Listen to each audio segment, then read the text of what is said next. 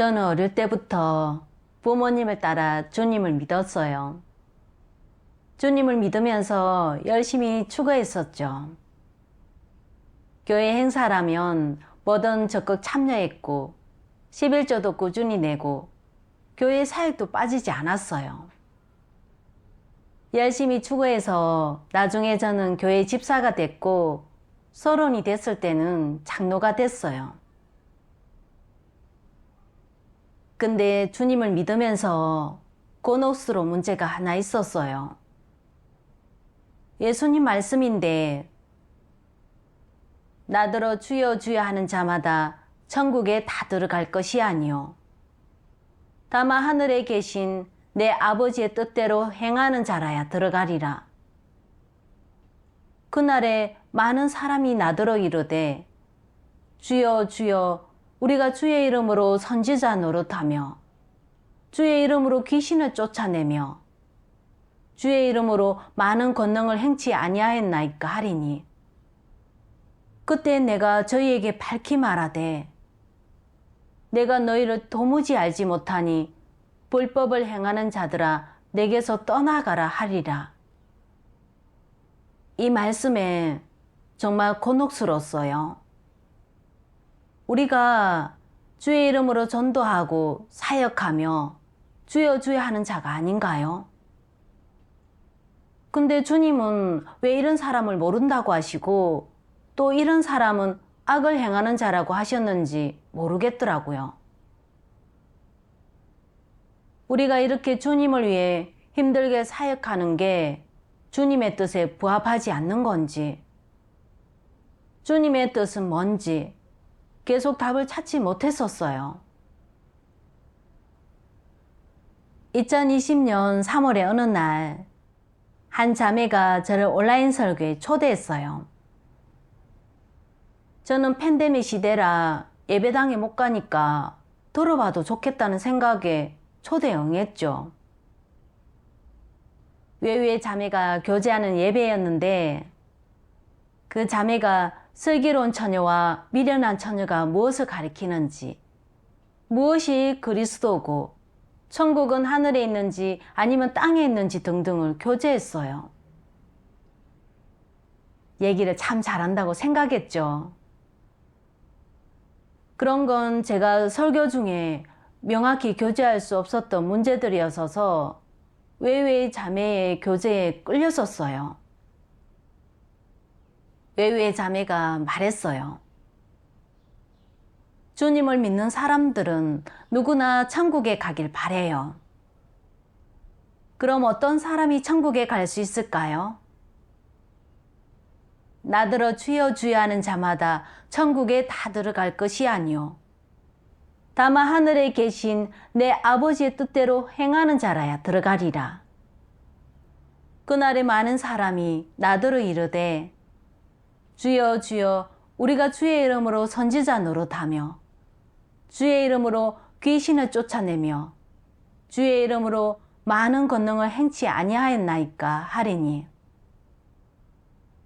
그때 내가 저희에게 밝히 말하되 내가 너희를 도무지 알지 못하니 불법을 행하는 자들아 내게서 떠나가라 하리라. 주님은 주를 믿는 모든 사람이 천국에 갈 수 있는 것이 아니라 하나님의 뜻대로 행하는 자만이 들어갈 수 있다고 하셨어요. 그럼 하나님의 뜻대로 행한다는 건 무엇일까요? 대부분 사람은 사역을 많이 하고 성경 많이 보고 기도 많이 하고 좋은 일을 많이 하는 게 하나님의 뜻대로 행하는 거고 그렇게 하면 주님이 재림하실 때 분명 들림받아 천국에 갈 수 있다고 생각해요. 그런 관점이 맞을까요? 하나님의 뜻에 부합할까요? 예전에 유대교의 바리새인들은 바다와 육지를 두루 다니며 복음을 전파하고 좋은 일을 많이 했지만 예수님이 오셔서 많은 진리를 선포하셨을 때 주님을 몰라보고 미친 듯이 대적하고 정죄했어요. 심지어 예수님을 십자가에 못 박아 결국 악을 행하는 자가 됐죠. 여기서 하늘에 계신 아버지의 뜻대로 행한다는 게 우리 상상처럼 복음을 전하고 성경 많이 보고 자주 기도하고 선을 행하는 게 아니라는 걸 알 수 있어요. 그건 그저 일부고 크리스천이라면 당연히 해야 할 일인 거예요. 그럼 하늘에 계신 아버지의 뜻대로 행한다는 건 뭘 말하는 걸까요? 성경에 이런 말씀이 있어요. 내가 거룩하니 너희도 거룩할지어다. 거룩함을 쫓으라. 이것이 없이는 아무도 주를 보지 못하리라. 여기서 사람에 대한 하나님의 요구는 죄를 벗고 거룩해지는 거라는 걸 알 수 있어요. 다시 말해 하나님의 말씀을 들으며 하나님께 순종하고 다시는 죄를 지어 하나님을 대적하지 않고 배반하지 않고 하나님의 역사가 아무리 사람의 관념에 맞지 않아도 순종하고 받아들일 수 있어야 해요. 그런 사람이 하나님의 뜻대로 행하는 사람이고 하나님의 나라에 남는 사람이에요. 그런데 우리는 주님을 믿고 주님을 위해 버리고 헌신하지만 자주 거짓말하고 죄를 저질러요. 사역자끼리 서로 질투하며 다투고 재난이나 병이 생겼을 때는 불평을 터뜨리며 하나님을 판단하고 거기다 하나님을 배반하기까지 하죠. 이게 하나님의 뜻대로 행하는 걸까요? 자매 교제가 끝나고 큰 깨달음을 얻었어요. 하나님의 뜻대로 행한다는 건 우리가 겉으로 얼마나 바쁘게 사역하느냐가 아니라 하나님 말씀을 듣고 하나님께 순종할 수 있느냐, 다시는 죄를 지어 하나님을 대적하지 않을 수 있느냐를 봐야 한다는 걸 알았죠. 그런데 우리는 지금도 계속 죄를 짓잖아요. 낮에는 죄를 짓고 밤에는 죄를 고백하며 살고 있죠. 죄를 벗어버리지 못하고 주님의 말씀을 실행하지 못하고 마음에 안 드는 일이 생겼을 때는 불평을 쏟아내고 주님을 원망하는데 이게 어떻게 하나님의 뜻대로 행하는 자겠어요? 그 후에 외유의 자매는 예배할 때마다 하나님 말씀을 공유해 줬어요. 말씀이 참 좋고 신선했죠. 듣고 있으면 빛비춤 있는 것 같았고요. 점점 이런 예배 방식이 좋아졌고 다음 예배가 기다려지더라고요. 저는 그때야 여러 목사의 설교를 포함해 제가 예전에 단상에서 한 설교는 전부 다른 사람을 격려해주는 글귀나 도리라는 걸 깨닫게 됐어요. 솔직히 하나님과 진리에 대해서는 전혀 모르고 있었던 거죠. 근데 형제 자매와 온라인으로 예배드리며 그들의 교제를 들으니까 즐거웠고 공급받는 느낌이었어요. 거기다 자유로웠죠. 잘 모르는 성경 구절이나 이해 안 되는 게 있으면 다 물어보고 답을 얻을 수 있었어요. 교회당의 예배에서는 한 번도 이런 수학이 없었거든요. 한 번은 예배에서 외유의 자매가 말씀 낭송 영상을 보여줬어요. 전능하신 하나님 말씀. 나는 여호와라고 칭한 적이 있고 사람들에게 메시아로 불린 적도 있다. 사람들은 나를 우러러 구주 예수라고 부르기도 했다. 그러나 오늘날 나는 더 이상 사람이 예전에 알던 여호와나 예수가 아니라 말세에 다시 돌아와 시대를 끝내는 하나님이자 나의 모든 성품과 권병, 존귀, 영광을 가득 지니고 땅끝에서 나타난 하나님 자신이다. 사람은 나와 접촉한 적도 없고 나를 안 적도 나의 성품을 안 적도 없으며 창세부터 지금까지 그 누구도 나를 본 적이 없다. 이러한 이가 바로 말세의 사람들 앞에 나타났으나 또 사람들 가운데 은밀히 거하고 있는 하나님이다. 그는 사람들 가운데서 생생하게 생활하고 있다. 그는 마치 뜨거운 해 같고 불꽃 같으며 능력이 충만하고 권병을 가득 지니고 있다. 세상의 온갖 것이 나의 말에 심판받고 불사름 속에서 정결케 될 것이다. 최후의 만국은 반드시 나의 말로 말미암아 복을 받기도 하고 산산이 부서지기도 할 것이다. 이를 통해 말세의 모든 사람은 내가 바로 돌아온 구세주이고 온 인류를 정복하는 전능하신 하나님임을 알게 될 것이다. 또한 내가 사람의 속죄 제물이 된 적이 있지만 말세에는 또 만물을 불사르는 뜨거운 해와 같은 불꽃이자 만물을 드러내는 공의로운 태양이 되었다는 것도 알게 될 것이다. 이것이 내가 말세에 행하는 사역이다. 내가 이 이름을 택하고 이런 성품을 지닌 이유는 바로 모든 사람이 내가 공의로운 하나님이고 뜨거운 해이자 불꽃임을 알게 하고 유일한 참 하나님인 나를 경배하게 하기 위함이다.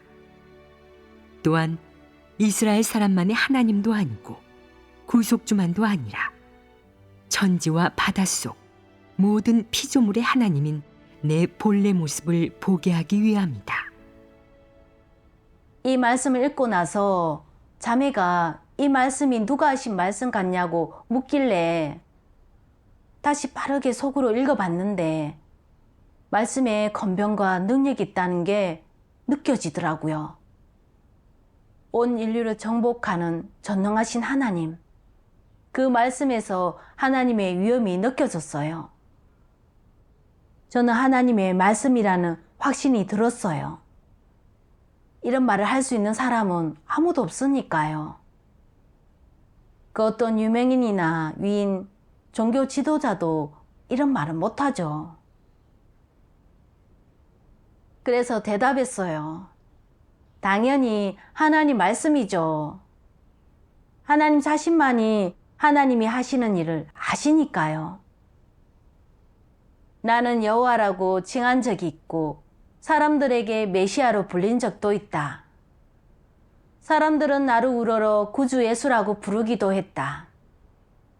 감히 이렇게 말할 수 있는 사람도 없고요.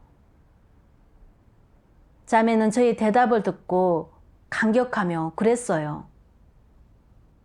아멘, 맞아요. 이건 하나님의 음성이에요. 하나님 말씀을 알아볼 수 있는 사람은 하나님의 축복을 받은 사람이에요. 그때 저는 성경에서 이런 말씀을 읽어본 적이 없는데 어디에 있는 말씀인지 궁금했어요. 그때 자매가 하는 말이 예수님은 이미 돌아오셨고 구세주 전능하신 하나님이 바로 그분이라면서 전능하신 하나님은 이미 책을 펼치고 7인을 떼셨고 이 말씀들은 그 책의 말이고 하나님이 말세에 선포하신 진리라는 거예요. 저는 그 말을 듣고 너무 감격스러웠어요. 작은 책이 펼쳐졌다면 빨리 하나님 말씀을 봐야겠다고 생각했죠. 자매가 이어서 교제해줬어요. 말세에 예수님이 돌아오셨어요. 전능하신 하나님이란 이름으로 나타나 사역하고 계시죠. 많은 진리를 선포하고 하나님 집에서 시작되는 심판 사역을 하셨어요. 사람을 완전히 정결케 하고 구원하는 사역이기도 하죠. 우리는 하나님 말씀의 심판과 형벌을 받아들여야만 죄와 회개를 벗어 정결케 되고 구원받아 천국에 갈 수 있어요. 말세 하나님의 새 이름, 전능하신 하나님은 계시록의 예언이 이루어진 거예요. 나는 알파와 오메가라. 이제도 있고 전에도 있었고 장차 올 자요 전능한 자라. 할렐루야. 주 우리 하나님 곧 전능하신 이가 통치하시도다. 여호와 예수 전능하신 하나님은 다 하나님의 이름이에요. 시대마다 하나님의 이름은 다르지만 다 같은 하나님이고 같은 영이세요. 저는 자매의 교제를 듣고 말세 하나님의 새 이름이 계시록에 이미 예언되어 있었던 거라는 걸 알았어요. 그 전까지는 신경 쓰지 않았었거든요. 하나님은 원래 전능하신 분이라고만 알았지 전능하신 하나님이 말세에 재림하신 하나님의 새 이름일 거라고는 전혀 생각도 안 해봤어요. 정말 흥분되고 감격됐죠. 하나님이 이미 돌아오셨구나. 그분이 바로 전능하신 하나님이셨어. 자매가 또 말했어요. 전능하신 하나님은 1991년에 나타나 사역을 시작하셨어요. 올해로 벌써 30년이 넘었고요. 전능하신 하나님은 수많은 진리를 선포하셨고 그게 수백만 자에 이르는데 모두 인터넷에 공개돼 있어요. 지금 전능하신 하나님의 말씀은 동방에서 서방으로 퍼져나가 이미 세계 여러 나라에 전해졌어요. 점점 더 많은 사람이 하나님의 음성을 듣고 전능하신 하나님의 말세 사역을 받아들이고 있죠. 이건 번개가 동편에서 나서 서편까지 번쩍임 같이 인자의 임함도 그라리라. 예수님의 이 예언이 완전히 이루어진 거예요. 저는 동방번개가 하나님의 현현과 사역을 의미한다는 걸 알고 깜짝 놀랐어요. 몇 년 전에 저도 동방번개가 주님의 재림을 증거한다는 신문 기사를 봤었거든요. 근데 그때 여러 목사와 장로들이 정죄하면서 동방번개 설교를 듣지 말라고 했기 때문에 그게 참도가 아니라고 생각했었어요. 그래서 알아보지 않았고 전능하신 하나님 말씀을 읽어보지도 않았죠. 그러니 전능하신 하나님이 예수님의 재림이고 하나님이 나타나 사역하신 지 벌써 30년이 지났을 거라곤 정말 생각도 못했어요. 제가 너무 많은 걸 놓쳤다는 생각이 들어 조금 초조해지면서 하나님 말씀을 많이 읽어야겠다 싶더라고요. 그렇게 어느 정도 시간이 지난 뒤 저는 예배에서 자매와 하나님 말씀을 교제하면서 말세에 하나님이 왜 성육신으로 오셔서 사역하시는지 조금 알게 됐어요. 그리고 말세에 하나님이 어떻게 말씀으로 심판 사역을 하시는지, 우리가 어떻게 심판을 체험해야 정결케 되고 천국에 갈 수 있는지 등등을 알게 됐고요. 전능하신 하나님이 이런 비밀을 다 밝히시고 많은 진리를 선포하신 건 진리의 성령이 오시면 그가 너희를 모든 진리 가운데로 인도하시리니 예수님의 이 말씀이 이루어진 거예요.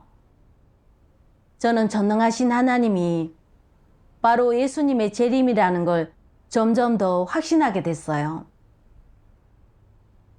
그 후에 자매가 하나님 말씀책을 보내줬고 저는 매일 하나님의 말씀을 보면서 영적으로 많은 공급을 받았어요. 그때부터 저는 최대한 모든 예배에 참석했어요. 근데 제가 계속 정파 교회 예배도 참석하고 있어서 예배 시간이 종종 겹치더라고요. 그때 이런 생각이 들었어요. 종교를 떠나야 하나? 장로를 맡은 지 벌써 18년이 됐고 임기가 4년이니까 이번 임기가 끝나려면 아직 1년 넘게 남았는데 내가 중간에 교회를 떠나면 형제 자매들이 나를 어떻게 볼까? 내가 주님께 충성하지 않고 멋대로 떠난다고 생각하지 않을까? 그런데 다시 생각해 보니까 주님이 돌아오셨는데 제가 계속 종교에 있어야 하는지 의문이 들었어요. 저는 목사가 강단에서 하는 설교가 이미 신자들에게 공급할 수 없다는 걸 잘 알고 있었어요. 그들은 항상 예수님이 나타내신 이적과 기사를 반복해서 얘기하고 늘 주님을 본받으라, 이웃을 자기 몸과 같이 사랑하라, 매사에 인내하고 포용하라 등등의 이야기를 늘어놓죠. 수십 년이 흘렀는데도 목사는 여전히 이런 낡은 글귀를 설교하고 있어요. 근데 저 역시도 형제 자매들에게 공급할 방법이 없었어요. 저는 교계에 이미 기근이 들었다는 걸 잘 알고 있었죠. 그렇게 고민하다 하나님께 기도드렸어요. 하나님, 예배당을 떠나고 싶지만 마음에 걸리는 게 있어요. 형제 자매가 저를 비난할까봐 걱정돼요. 하나님, 어떻게 해야 하나요? 저를 인도해 주세요. 그때 아모스 그 구절이 생각났어요. 보라, 날이 이럴지라 내가 기근을 땅에 보내리니 양식이 없어 주림이 아니며 물이 없어 가람이 아니요 여호와의 말씀을 듣지 못한 기갈이라.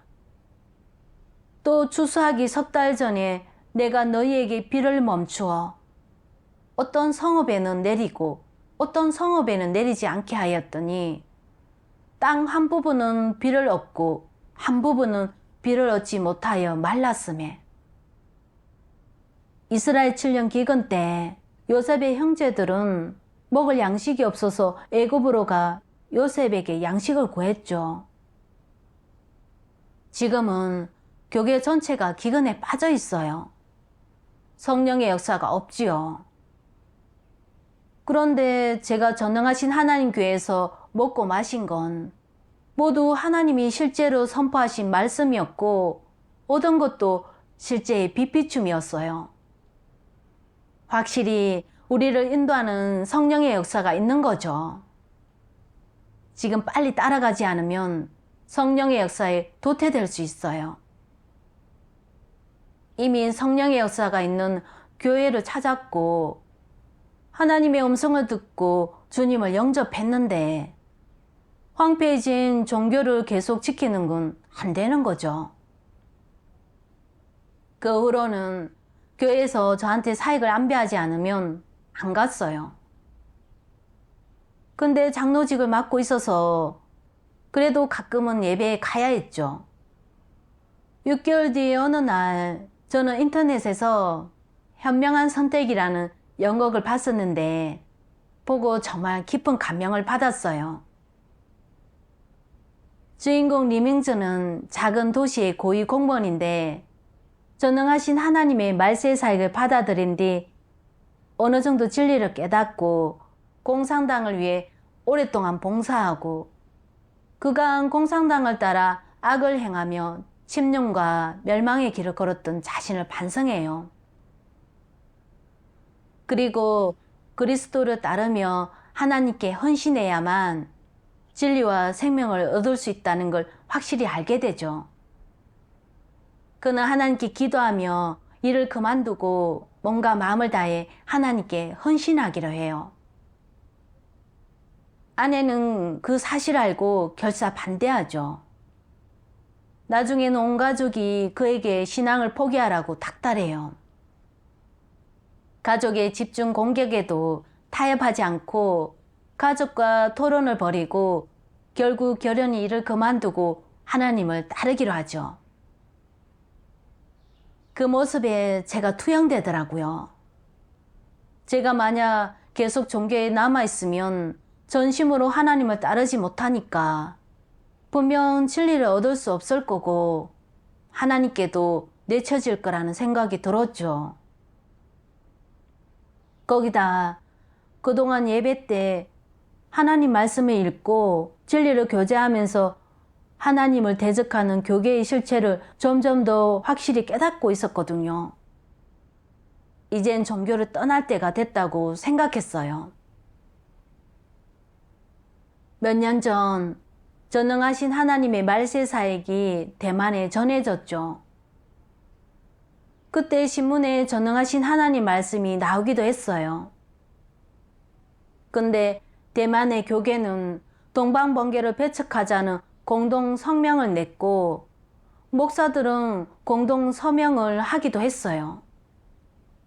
그 목사들은 주님이 돌아오셨다는 걸 이미 알고 있었어요.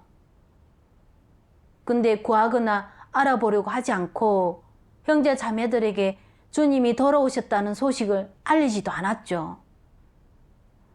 거기다 한술 더 떠 연합해서 하나님을 대적하고 하나님 나라의 복음이 대만에 퍼지지 못하게 막았어요.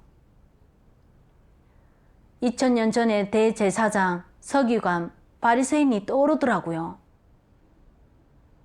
그들은 예수님의 말씀과 사역에 권변과 능력이 있다는 걸 분명히 알면서도 예수님이 메시아라는 걸 인정하지 않았어요. 신도들이 모두 예수님을 따르면 자신의 지위와 밥그릇이 날아갈까 걱정했던 거죠. 그래서 유언별을 만들어 예수님을 판단하고 정죄했죠. 지금의 교계도 마찬가지예요. 목사는 사람들이 전능하신 하나님을 믿으면 교회에 안 올까봐 두려워해요. 헌금하는 사람이 없으면 그들의 수입도 없어지니까요. 자기 지위와 밥그릇을 지키기 위해서 그들은 손잡고 전능하신 하나님의 말세 사역을 정죄하고 저지했어요. 예수님이 바리새인을 저주하신 말씀이 있죠. 화 있을진저 외식하는 서기관들과 바리새인들이여, 너희는 천국 문을 사람들 앞에서 닫고 너희도 들어가지 않고 들어가려 하는 자도 들어가지 못하게 하는도다. 화 있을진저 외식하는 서기관들과 바리새인들이여, 너희는 교인 하나를 얻기 위하여 바다와 육지를 두루 다니다가 생기면 너희보다 배나 더 지옥 자식이 되게 하는도다. 교계 목사들은 주께서 돌아와 그렇게 많은 진리를 선포하신 걸 잘 알면서도 구하거나 알아보려고 하지 않고 거기다 형제 자매들을 미혹해 하나님의 새 사역을 알아보지 못하게 막고 신자들이 주님을 영접하지 못하게 막았어요. 정말 가증스럽죠. 그들은 진심으로 주님을 따르는 사람이 아니라 현대판 바리새인이에요. 한 번은 예배 때 전능하신 하나님 말씀 중에서 이 말씀을 봤어요. 내 예배당에서 성경을 읽는 사람들은 하루 종일 성경을 외우지만 하나님 사역의 근본 취지를 깨닫거나 하나님을 아는 사람은 단 한 명도 없다. 하나님의 마음에 합할 수 있는 사람은 더더욱 없다. 그들은 모두 아무짝에도 쓸모없는 소인배이고 높은 곳에서 하나님을 가르치는 자들이다. 그들은 하나님을 내세우면서도 의도적으로 하나님을 대적하는 자들이고 하나님을 믿는다는 명목하에 사람의 살을 먹고 사람의 피를 마시는 자들이다. 그런 자들은 사람의 영혼을 삼키는 악마이며 사람이 올바른 길을 가지 못하도록 의도적으로 방해하는 마왕이자 하나님을 찾는 사람들의 걸림돌이다. 그들이 비록 건장하고 튼튼할지라도 그들을 따르는 사람들이 어찌 그들이 하나님을 대적하는 길로 사람을 이끌어가는 적그리스도임을 알겠느냐? 어찌 그들이 전문적으로 사람의 영혼을 삼키는 산 귀신임을 알겠느냐? 말씀을 묵상하다가 교계 목사들의 행태가 떠올랐어요. 목사들은 형제 자매가 하나님께 드린 제물을 자기 수입으로 여기면서 신자들이 하나님께로 돌아오지 못하게 막고 있어요. 신자들이 주님을 영접하고 천국에 갈 기회를 막고 있는 거죠. 그들이 바로 사람의 영혼을 집어삼키는 악마가 아니고 뭐겠어요. 전에 팬데믹 때문에 교회에서 모든 예배를 잠정 중단했을 때 일도 떠오르더라고요. 한 번은 목사끼리 회의를 하는데 우리 중앙위원회 사무실 앞에서 형제 자매들이 키운 농작물을 팔아서 신자들의 수입을 늘리자는 얘기가 나왔어요. 그럼 형제 자매들이 11조를 계속 낼 수 있을 거라는 거죠. 그 말에 화가 치밀어 강하게 반대했어요. 목사라는 사람들이 형제 자매 생명에 관심을 가져야지 어떻게 돈 버는 것만 생각할 수 있습니까? 그러니 간사장이 그러는 거예요. 예배를 잠정 중단해서 헌금이 줄고 교회 수입도 확 줄어들잖아요. 그러더라고요. 형제 자매를 양육해서 믿음을 굳건하게 세워줄 방법을 고민하는 게 아니라 자기 수입과 밥그릇을 신경 쓰는 모습이 딱 예수님이 말씀하신 외식하는 바리새인과 같았어요. 그들은 형제 자매가 하나님께 바친 제물은 탐하면서 형제 자매의 생명은 신경 쓰지 않아요. 한술도 또 형제 자매가 주님을 영접하지 못하게 막고 신자들을 자기 손에 꼭 쥐고 있죠. 저는 목사들의 진면목을 더 똑똑히 보게 됐어요. 교계 목사들은 하나님을 부인하고 대적하는 적그리스도예요. 정말 오랫동안 주님을 믿어왔지만 이제야 그들에 대한 분별이 생겨 깨어나게 됐어요. 저를 긍휼히 여기셔서 하나님의 음성을 듣고 하나님의 말세의 사익을 받아들일 기회를 주신 하나님께 감사드립니다. 그렇지 않으면 저도 목사들을 따라 악을 행하고 하나님을 대적해 구원받을 기회를 놓쳤을 거예요. 그 후에 전능하신 하나님 말씀 낭송 영상을 봤어요. 전능하신 하나님 말씀. 지금 너희는 과연 무엇이 종교를 믿는 것이고 무엇이 하나님을 믿는 것인지 정말 알고 있느냐? 종교를 믿는 것과 하나님을 믿는 것은 어떤 차이가 있느냐? 어떤 점이 다르겠느냐? 이 문제들을 확실히 알고 있느냐? 일반적으로 종교를 믿는 사람은 어떤 사람이겠느냐? 그들은 무엇을 중요시하더냐? 종교를 믿는 것을 어떻게 정의해야겠느냐? 종교를 믿는 것은 하나님의 존재를 인정하는 것이며 행위면에서 어느 정도 변화가 있는 것이다. 예를 들어 다른 이를 때리거나 욕하거나 나쁜 일을 저질러 사람을 해하는 등 각종 불법적인 범죄를 저지르지 않는 것이고 일요일에 교회당에 가서 예배하는 것이다. 이런 자가 바로 종교를 믿는 사람이다. 다시 말해 좋은 행위를 보이고 또 수시로 예배하는 자는 종교를 믿는 사람이라고 할 수 있다. 누군가 종교를 믿는다는 것은 하나님의 존재를 인정한다는 것이다. 그는 하나님을 믿는 것이 좋은 사람이 되는 것이라고 생각하며 범죄나 나쁜 일을 저지르지만 않으면 죽어서 천당에 갈 수 있다고, 좋은 결말이 있다고 생각한다. 신앙이 있기에 정신적인 측면에서 의지처가 있다. 그러므로 종교를 믿는 것은 이렇게 정의할 수도 있다. 바로 종교를 믿는 것은 마음속으로 하나님의 존재를 인정하는 것이며 죽어서 천당에 갈 것을 믿고 정신적인 지주가 있는 것이다. 또 행위면에서 얼마간 변화가 생겨 좋은 사람이 되는 것. 이것뿐이다. 그들이 믿는 하나님이 정말 존재하는지, 진리를 선포할 수 있는지, 그들에게 어떤 요구를 하는지 그들은 전혀 알지 못한다. 그들은 이런 일들을 성경의 교의에 근거하여 추리하고 상상한다. 이것이 바로 종교를 믿는 것이다. 종교를 믿는 사람은 주로 행위상의 변화와 정신적인 의지처를 추구하지만 그들이 가는 복받기를 추구하는 길은 변함이 없으며 하나님을 믿는 그릇된 관점과 관념, 상상 또한 변함이 없다. 그들의 생존 토대와 추구하는 인생 목표, 방향은 전통 문화의 사상과 관점에 근거한 것으로 조금도 바뀌지 않았다. 종교를 믿는 모든 사람이 바로 이런 내적 상태를 보인다.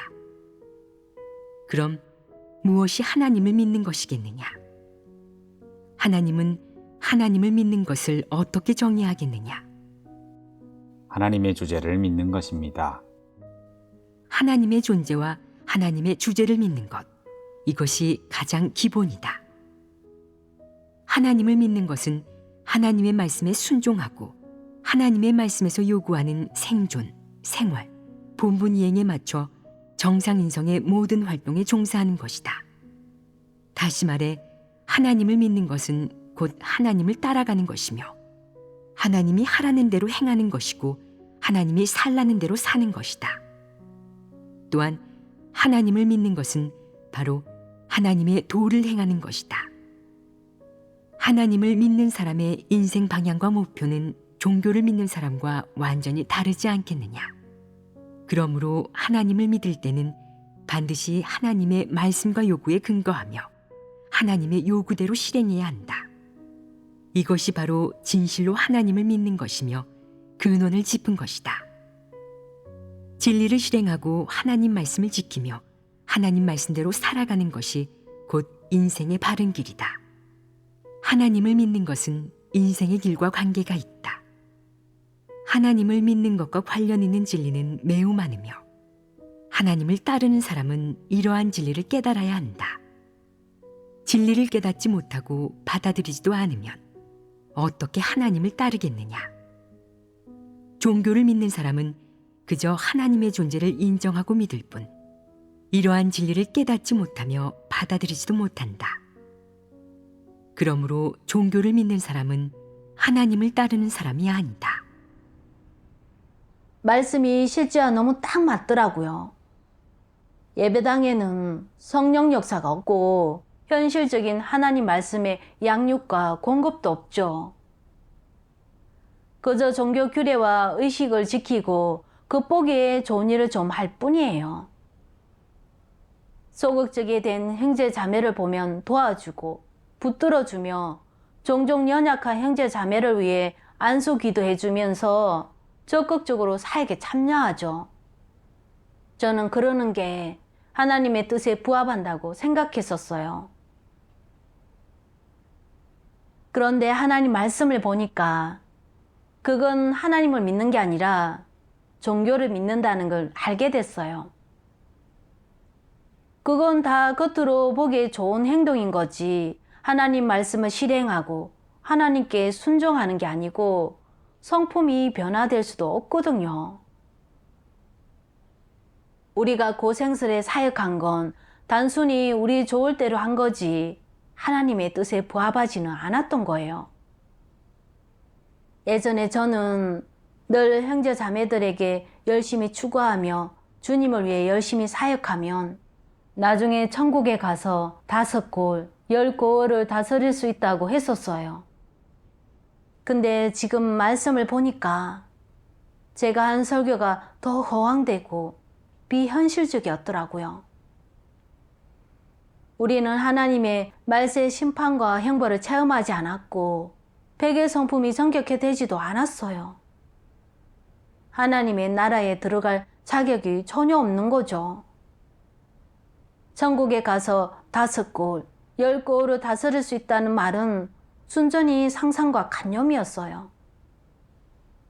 하나님을 믿을 때 겉보기에 좋은 일만 해서는 안 돼요. 핵심은 하나님의 사역과 말씀을 체험해서 성품 변화에 이르고 하나님께 순종하고 하나님을 경배해야 해요. 그래야 하나님의 뜻에 부합하죠. 예전에 저는 종교에서 주님을 흐리멍덩하게 믿어 아예 하나님의 인정을 받지 못했는데 계속 종교 안에서 하나님을 믿고 예배하면 분명 진리를 얻지 못하게 된다는 걸 깨달았어요. 그런데 한편으론 제가 장로직을 맡고 있으니까 예배당에 안 갈 수도 없었어요. 예배당을 떠나면 분명 사람들이 저를 미워하고 멸시할 텐데 주님께 충성하지 않는다고 오해해 저를 존중해 주지도 않을 것 같으니까 또 망설여지더라고요. 그 사람들한테 제가 이미 주님을 영접했고 전능하신 하나님을 받아들였다고 바로 말해볼까 생각도 했는데 일단 말하고 나면 목사와 다른 사역자들이 저를 핍박하고 박을 게 분명했어요. 그러니 갈팡질팡 흔들리게 되더라고요. 언젠가 종교를 떠나야 하는 건 알겠는데 어떻게 사직 의사를 밝혀야 할지 모르겠더라고요. 그래서 이 문제로 계속 하나님께 기도하며 구했어요. 그러다 또 전능하신 하나님 말씀 낭송 영상을 봤어요. 전능하신 하나님의 말씀. 하나님은 하나님이 나타나기를 간절히 바라는 사람, 하나님의 말씀을 따를 수 있는 사람, 하나님이 준 사명을 잊지 않고 그를 위해 몸과 마음을 바치는 사람, 하나님 앞에서 아이처럼 순종하며 대적하지 않는 사람을 찾고 있다.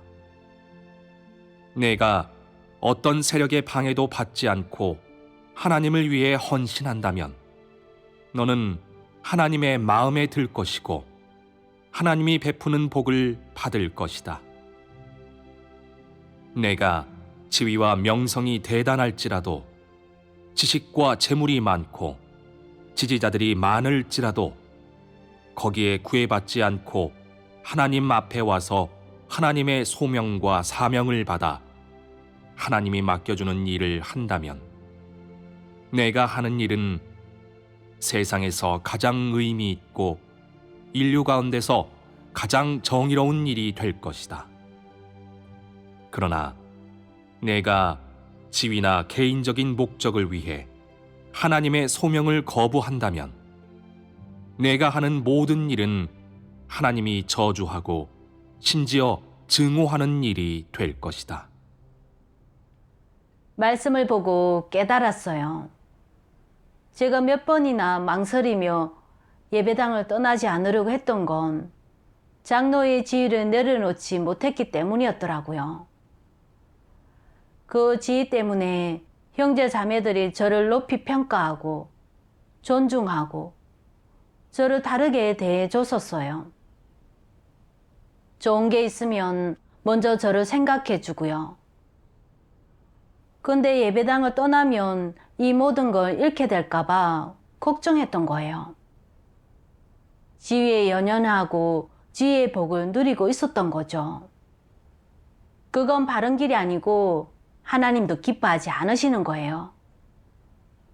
그러니 지위의 묶임에서 벗어나야 하는 건 확실하죠.